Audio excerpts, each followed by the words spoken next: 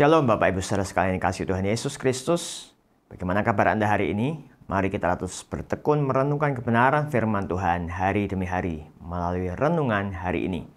Tema kita adalah jangan dibuang. Bacaan kita terambil dari Injil Matius 4 ayat 4 yang berbunyi demikian.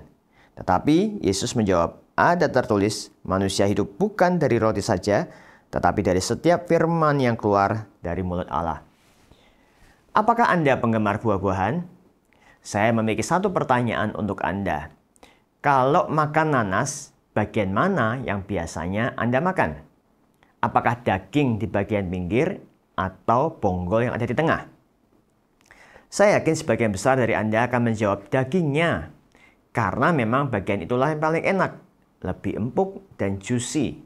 Sedangkan bagian bonggolnya yang di tengah rasanya hambar, teksturnya keras.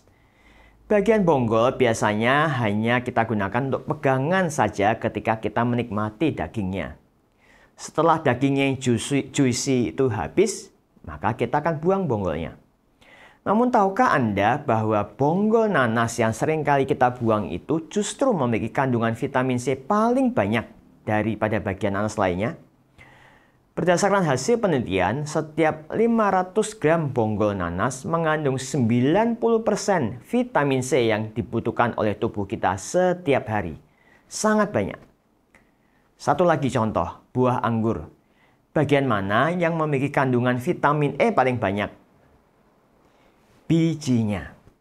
Namun justru bijinya kita buang atau kita lebih suka membeli anggur tanpa biji.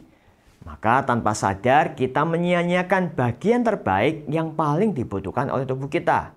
Hanya karena rasanya hambar atau kita tidak bisa menikmatinya. Demikian pula halnya dengan kehidupan kita di dalam Kristus. Bukan hanya ditentukan oleh makanan jasmani, namun juga setiap perkataan yang keluar dari mulut Allah. Alkitab adalah perkataan Allah yang tertulis. Namun ketika membaca dan merenungkannya, kita cenderung maunya pilih-pilih. Bagian ayat atau kitab yang kita anggap nikmat, kita kunyah, kemudian kita telan. Sedangkan yang keras, hambar akan kita buang.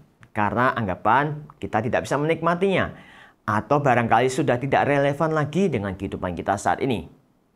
Dalam pembacaan Alkitab setahun dari Kejadian sampai Wahyu, kitab-kitab seperti Bilangan yang penuh dengan angka-angka, Imamat yang penuh dengan aturan, biasanya kita akan tergoda untuk melewatinya begitu saja.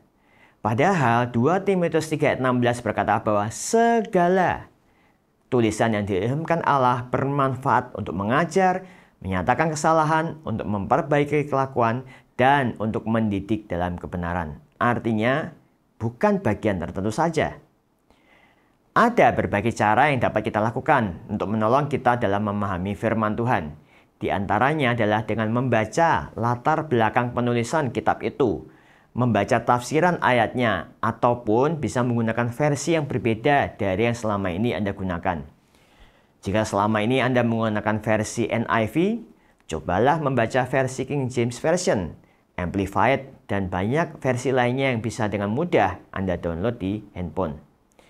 Inilah yang saya dan istri saya lakukan ketika memulai pembacaan Alkitab Perjanjian Lama di tahun 2025 ini. Dari ilustrasi buah-buahan di atas kita belajar bahwa justru dari bagian yang keras kita akan mendapatkan banyak vitamin yang menyehatkan. Oleh karenanya, jangan dibuang. Jangan abaikan firman Allah. Kita membutuhkan seluruh bagian Alkitab firman Allah untuk menuntun kita, mengajar kita hidup dalam kebenaran agar semakin bertumbuh menuju keserupaan dengan Kristus. Dan poin terakhir, lain kali kalau makan nanas, jangan buang bonggolnya ya. Tuhan Yesus memberkati.